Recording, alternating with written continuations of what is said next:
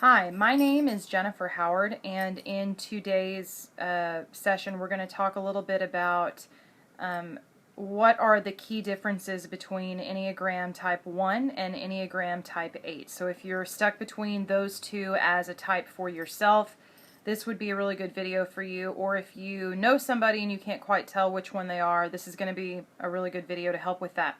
If you have been keeping up with our series about the differences between the different Enneagram numbers, you'll know that we're going chronologically in order right now. I'm comparing type 1 to most of the other Enneagram types. I tell you that to let you know that my last video was Enneagram type 1 versus Enneagram type 6, and I am not going to be doing a video to compare 1 and 7 unless it is specifically requested. The reason for that is because Enneagram Type 1 and Enneagram Type 7 are so drastically different that I've never in my life heard of that being a mistype. I've never experienced it. I've never known anybody else who's experienced it, so we're not going to bother covering that, okay? Today we're going to talk about what is the difference between Enneagram Type 1 and Enneagram Type 8. They're pretty easy to get confused, and I've been looking for language for this all day, and I haven't found anything that really satisfies me, so I'm going to try and explain this main reason to you as best as I can. The reason that Enneagram Type 1 and Enneagram Type 8 can look so much alike on the outside is because they both appear at first glance as if they're trying to make things right, as if they're trying to make things the way that they should be. And in a sense, that's correct for both types, but here's a very key difference that you need to catch, okay? Because this right here is it's a fundamental difference between Enneagram Type 1 and Enneagram Type 8. If you are an Enneagram Type 1, excuse me, you are looking for fairness, okay? If you are an Enneagram Type 8, you are looking for justice. Well, what's the difference? The difference is that justice is what has to happen when fairness didn't. Does that make sense? Enneagram Type 1 and Enneagram Type 8, they both want the right thing to be done, but Enneagram Type 1 kind of approaches that on the forerun. They are very proactive about it. In the mind of a 1, it's like if we do the right thing now, and if we try to make this as perfect as it could possibly be, if that's our aspiration, then we don't have to worry about there being a problem later because we know that we did it perfectly the first time. In terms of fairness, the thought process is if everybody was treated fairly from the beginning, we wouldn't have to worry about going back and applying punishments to people that got away with things, or excuse me, redistributing things after the fact, or dealing with complaints, because we would have been fair about it the first time, because that's the right thing to do. When you're an 8, you are reactive, okay? So I'm going to say that again in more of a nutshell version. If you're a 1, you are proactive. To be proactive in making things right looks like fairness, okay? 8s are reactive. To be reactive in terms of making things right looks like justice. So in the mind of an 8, 8s go along living life and everything is fine until something's not fine. And when something isn't fine, they have to react to that and set it right. 1s are just on the opposite end. 1s are like, I don't want there to be a situation where something isn't right, so let me approach this, whatever this is, as diplomatically, as honestly, as fairly as I can right from the start, and it will prevent any problems down the line. Does that make sense? Biggest difference, it is a fundamental difference. I would tell you that if you couldn't get anything else out of this session, if you could get that one thing will help you to separate an Enneagram Type 1 and an Enneagram Type 8. You've got to be skilled enough to know what you're reading and what you're seeing. But if you can pick up on that nuance, that right there is the deal breaker. It just is. That's my first point. I've got my notes up here that I'm going off of. All right, so in terms of how things get done, another difference is that for an Enneagram Type 1, there is one way, and it's the way. It's the way that we all should be doing it, whether we like it or not. If you're an Enneagram Type 8, everybody could do it their own different way, but there's it's like if you're an 8, there's my way. It's your way. That's the way that you're going to do it. If you're an 8, you don't really care if it's the way. You don't really care who likes it and who doesn't like it. But this is what you want, and so this is what you're going to affect. If someone else doesn't like it, well, then they can go somewhere else where you aren't, and they can do it their way, just as long as it doesn't interfere with what you're doing, because you're doing it your way. Does that make sense?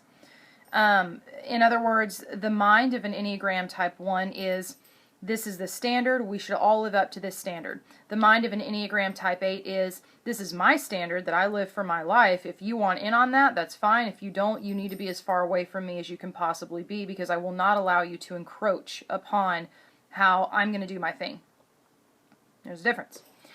Excuse me.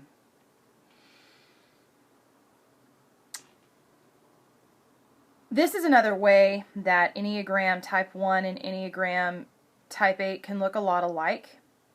They both appear on the outside as if they are trying to control you, to control a group of people in general. Ones are trying to make sure that everyone is adhering to standards, and there are a lot of different tactics that they use to do that. Some ones will call you out on what they believe to be the inappropriate behavior themselves. Others will do kind of like a snitch thing where they just make note of what you did that wasn't right, and then they'll pass it on to whoever they think can reprimand you. 8s,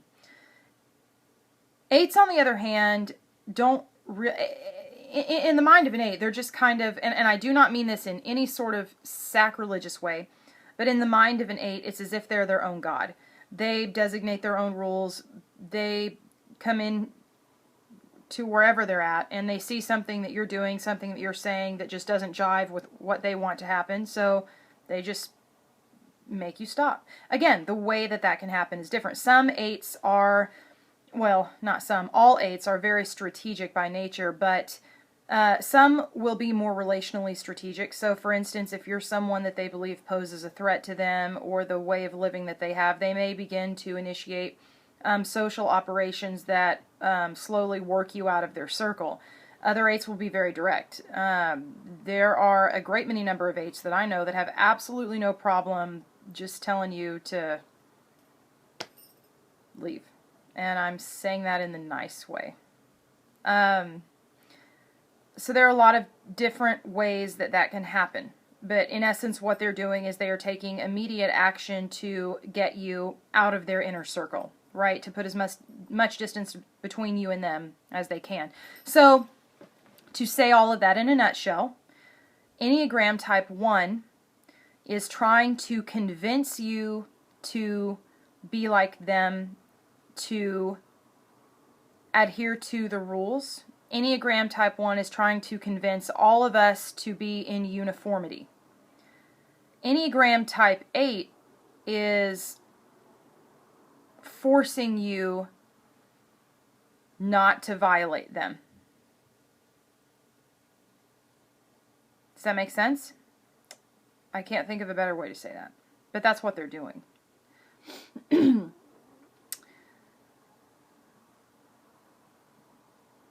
Enneagram Type 1 is trying to convince you in a very diplomatic way as to why what they're saying the standard is should also be your standard. Enneagram Type 8 is just going to impose or force their desires on you because that's what they want, and you're an obstacle in their way, and what's that to them? Do you know what I mean? These are very big personalities. Listen, I've said it in previous videos, I'm going to say it again. An Enneagram Type 8 person doesn't get out of bed in the morning and feel mousy. There's none of this, oh, I wonder what's going to happen today and how I'm going to handle it, and I wonder what so-and-so will think if I do this. I probably shouldn't do that. Listen, they're not getting out of bed and they're doing that. 8s are getting out of bed and they're saying, man, it's a great day. I want some coffee. I'm going to get some coffee. Excuse you. You're in my way. You're between me and the coffee. Thank you. Have my coffee. Now what else do I want today?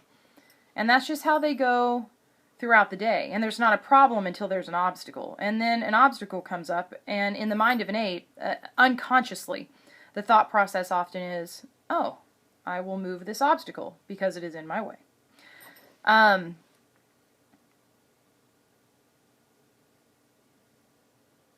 They're both forms of control, what I described for Enneagram Type 1 and Enneagram Type 8. The difference is that for Enneagram Type 1, it's very passive-aggressive, although I don't think that they would call it that, because I know that their intention is not to be passive-aggressive. 1s genuinely think they're helping you. I think that sometimes they don't stop to consider the fact that perhaps what they think is right, what they think is appropriate, may not actually be what's right or what's appropriate. And sometimes I think that they take a lot of things that are really more personal preference, and they try to impose those on people as if they are universal truth. Unfortunately, I think that happens more often than not with Enneagram Type 1. At least that's been my experience, which has been significant experience. With Enneagram Type 8, they don't even really care if you like it or if you don't, and they don't care if it's proper. They don't care. They want what they want, and they're gonna get it. And if you have it, then I hope you're a 9, because as far as I know, Enneagram Type 9s are the only personalities on the Enneagram that I have ever seen outlast an 8, ever. Any other 7s get close, but eventually they fall. 9s won't fall. It amazes me. There's a reason for that, but that's going to be a different video because we don't have time for that today. I want to give you an example of what it looks like. I feel like I've made Enneagram Type 8 out to sound like some kind of like crazed, I don't know, rapist or something, which is not at all my intention. So I want to give you an example. I actually think I used this example in a previous video of how I did in my video for Introduction to Type 8. In fact, I would actually reference you to there just to save some time. I did a previous video, it's just an introduction to Enneagram Type 8, and it talks about what that looks like for Type 8 when they are imposing their will on another person. I give you a really good example of the whole, like if I were an Enneagram Type 8, I want this person's in my way. I'll just get rid of this person. Anyway, so go check out my video, Introduction to Enneagram Type 8. I've got some really, really good examples in there of what that looks like. I don't want you to walk away from here feeling like I'm talking about 8s, again, as being like emotional rapists or something, because that's not it at all. They're just strong individuals that are so used to getting what they want. They're very strategic. They're often very persuasive. They're really good at talking you into thinking that giving them what they want is a good idea, especially if they're ESTPs or ENTPs in Myers-Briggs. So those are just some things to consider. I would go check out that video, though, if I were you. It was a really good video.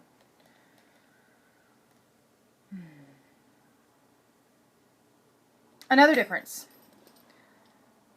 For Enneagram Type 1, the focus in life at all times is, or we could say it's on perfection, but perfection exists for an Enneagram Type 1 because it supports an ideal. Another word for an ideal is a moral, an ethic, okay? So the focus for Enneagram Type 1 is on morality, ethics, always. You strive for perfection because that is the moral thing to do. That's the right thing to do. For an Enneagram Type 8, the focus in life at all times is on control and power. And here's what I don't want you to hear me say. What I didn't say is that their focus is on being in control or having all the power. So if that's what you heard, that's not what I said. They are aware, if you're an Enneagram Type 8, you're aware at any given time. I don't care what room you walk into. I don't care where you're at. I don't care what time of day it is. I don't care how many other people are in that vicinity with you. Your attention to, at any given time, consciously or unconsciously, is on the power structure within the room. Who here has the most power? Who has the least? Who's in the middle? How do all those people in the middle, line up in that scheme?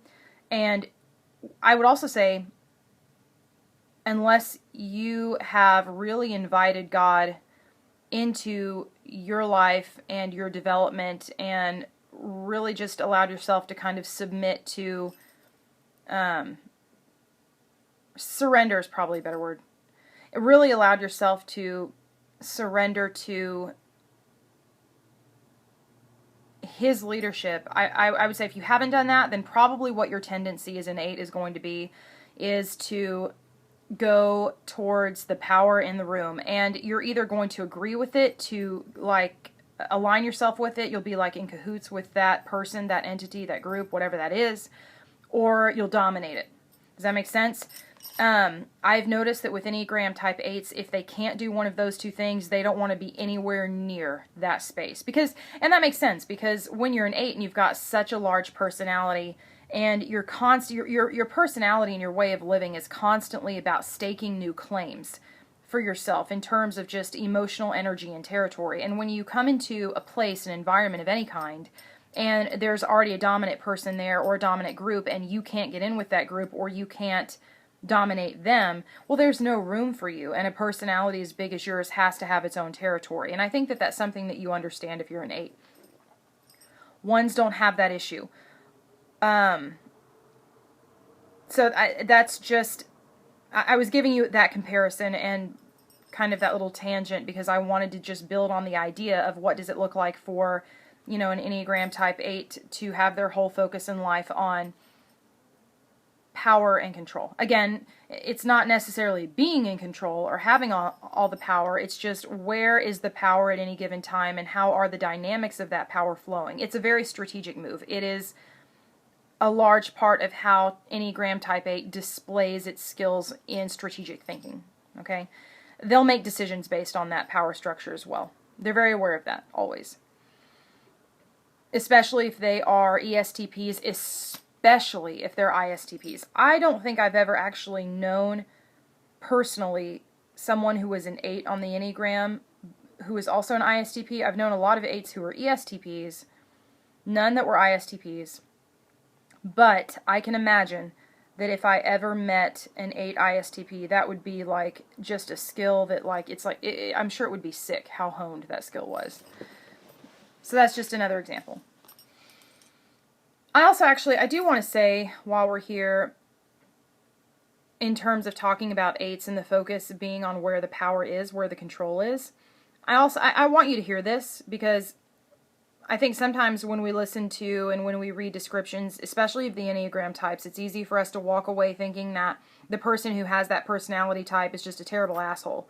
And that's not at all the point that I am trying to drive home.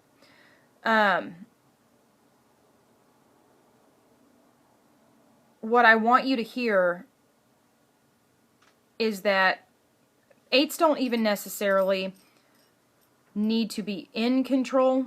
They just don't want to be controlled. Now, if they have to choose between being in a position where they have to submit to something they don't want to submit to, or to be the person that forces someone else to submit, they will 100% of the time be the person who forces someone else to submit. They're not going to give in to someone someplace where they didn't want to give in. Does that make sense?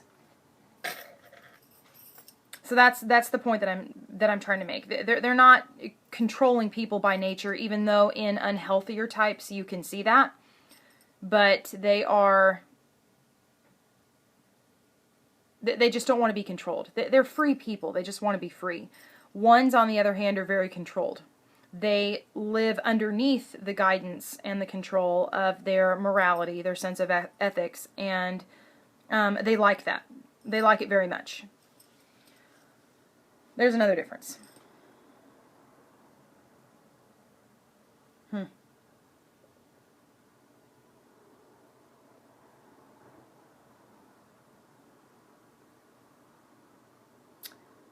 Okay. At the beginning of the session, I had made mention of the reason that type 8 and type 1 can look so much alike is because it's almost like they're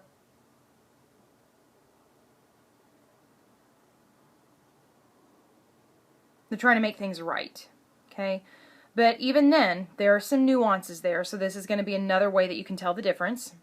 If you're an Enneagram Type 1, you want the world to be a perfect place for everyone involved. You want everyone to adhere to the rules so that it can be a perfect place for everyone involved. We should all have the same morality, okay? And I'm not talking about we should all have the same religious beliefs, so be careful that you didn't hear that. What I'm talking about is if in the mind of an Enneagram Type 1, if going 10 miles over the speed limit is wrong, if they can't do that, you can't do that. You know, the Enneagram Type 1 individual could be a Christian. They don't care if you're Buddhist, Hindu, whatever else, name it. They don't care.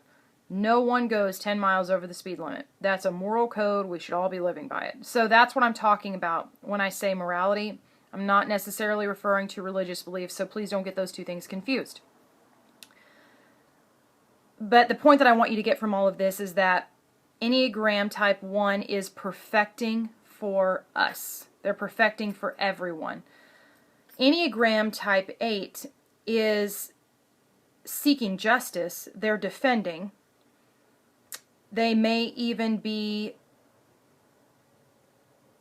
seeking revenge on behalf of someone else. But Enneagram Type 8 they're not thinking in universal terms. They're thinking in terms of their inner circle. And I don't think I addressed this in my Introduction to 8 video, but those of you, if you've studied Enneagram at all, one of the very first things that you'll learn about Type 8 is that Type 8s, this is the way that I like to describe them. I describe them as like a fire-roasted marshmallow. Warm and gooey and soft and sweet on the inside, but very hardened and crunchy and black and, I don't know, kind of stinky, charred on the outside. In other words, what I'm saying is, when you have an Enneagram Type 8 personality, you have this persona of this really well put together, strong, impenetrable person. But if you're an Enneagram Type 8 and you were going to be really honest with yourself, you also know that underneath of that, in a place that I don't think most people are intuitive enough to see, you have a very soft part of you, perhaps a part of you that's been very, very wounded, hence the covering that you put on to protect that. And I tell you this because when you've been emotionally wounded, as Enneagram Type 8s have been, that's where the development of the entire personality comes from, you get to this place in your life, consciously or unconsciously, where you just, I mean, you don't give a rat's ass anymore for anybody else other than yourself. And that's not even right. Not even really yourself, but I think it starts there, and then what happens is as time goes on, you gain a person that you feel like you can trust emotionally, okay? Then you gain another person, then you gain another person, and then ultimately what begins to happen for Enneagram Type 8 is they have what we call the inner circle. And the inner circle is almost kind of like an exclusive club for the Enneagram Type 8. There are people who are in the circle, and then there are people who are out of the circle. There's no such thing as anywhere in the middle, although I will say there may be people on the horizon. Maybe the 8 is watching them, wondering if they can let them into the circle or not.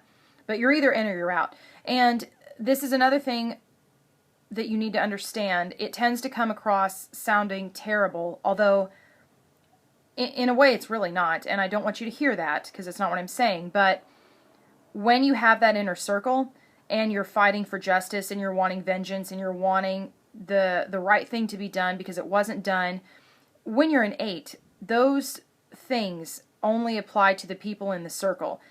They'll fight for justice all day long for somebody in that circle, their brother, their best friend, their parents, their daughter, their wife, their sister, their mother, whatever, name it. But if you're outside the circle and it happens to you, that's your problem. You need to fix it. Don't come crying to them. They're not responsible for you. Who are you? And I would even say if you're outside of the circle, their thought process then may be, Well, what's wrong with you? Why were you so incompetent that you let that happen to you? You're weak. That's your problem. I'm not going to waste my time protecting you. But once you are in the circle, it's a whole nother thing. Listen, if I will say this, if you're in the circle for Enneagram Type 8, it's kind of a sweet place to be. And I know because I've been there a couple of times. And I also want to say this too. The whole inner circle thing is something that you find with more average to unhealthy 8s. I have also had the privilege of knowing 8s that decided to let that guard down and let God inside to kind of shine his light on some of that darkness and those wounds and the pain that they did not want to address or believe existed. And every one of those 8s came out of that process with this ability to just offer their strength and their defense and their love for justice, their generosity to everybody. I know 8s that you could be a complete stranger and you could come up to them and say, hey, this is my situation. I'm in a rough spot. Will you help me? Will you give me a ride here? Can I borrow your phone? Will you give me some money? Can you buy me dinner? Whatever else. And they're like, man, absolutely. I'll anything for you. What can I do to help you? Tell me how I can make this better for you. That's a really, really, really, really healthy 8 aspect, okay? It's not something that they come by naturally. You've got to go through some healing for that, okay? So anyways, that's another example is typically speaking, when we don't have a lot of healing and just revelation on board and growth in that area, you're going to have Enneagram Type 1 thinking in terms of, I need to perfect this for everyone. And Enneagram Type 8 thinking in terms of, I need to seek justice for my people. Does that make sense? A good example, I give examples of Disney movies for several reasons. First of all, I am a massive Disney fanatic. Second of all, I figure that no matter who's watching, no matter what age you are or what kind of movie preferences you have, Disney movies are pretty safe. I've never had anybody that's told me, I was offended because you recommended this Disney movie. So, if you want a really good Disney example of, actually, we could get both in one movie. The Hunchback of Notre Dame. Claude Frollo is the villain in that movie. He's a 1, and he's going throughout the entire movie. He gives certain attention to Quasimodo because Quasimodo is the child that he's caring for. But if you'll notice throughout that whole movie, everywhere that he goes, it's like he's trying to force everyone to accept that what he's saying is morally right, is morally right. Now, I also want you to take, so it's like everybody, he's trying to like force them into that. Very unhealthy dude, okay? Esmeralda is an 8.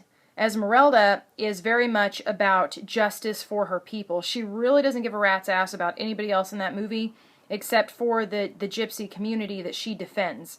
And so she's always about justice for the people, defending the people. That is a fantastic movie. If you want to know the difference between Enneagram Type 1 and Enneagram Type 8, Walt Disney, cartoon film, songs, the whole bit, I'm sorry, you can do it. The Hunchback of Notre Dame, it's perfect. I promise.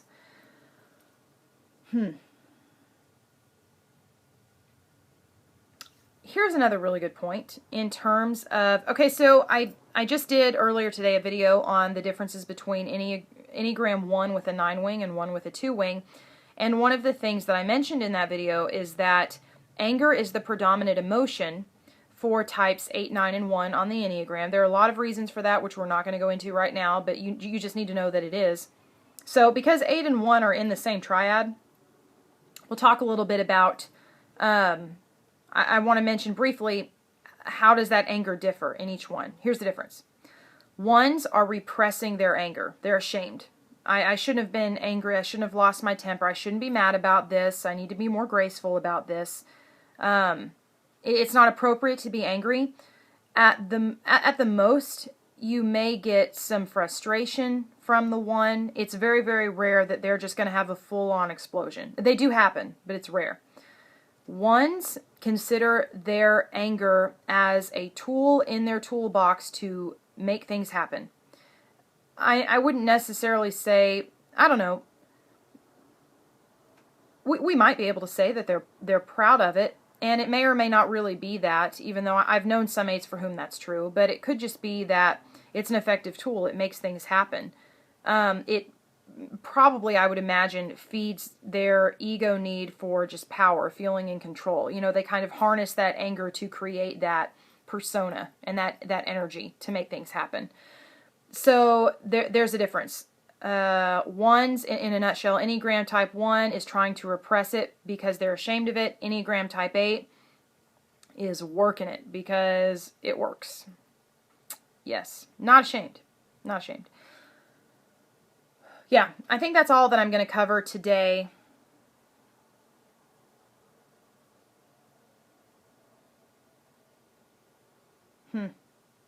There are a couple of other things that we could cover, but I gave you guys a lot of really, really good stuff. I've given you enough that you should be able to tell a 1 from an 8 at this point. If you're still not able to, or as usual, if I said something in a really complex way and you need to hear it in a simple way, leave me a comment and let me know. Ask the questions. I'll answer them. If I said something in a really simple way and you'd really like me to unpack that for you because you like the complex infrastructure, great. Leave me a comment and I will answer that for you. Okay? Thank you.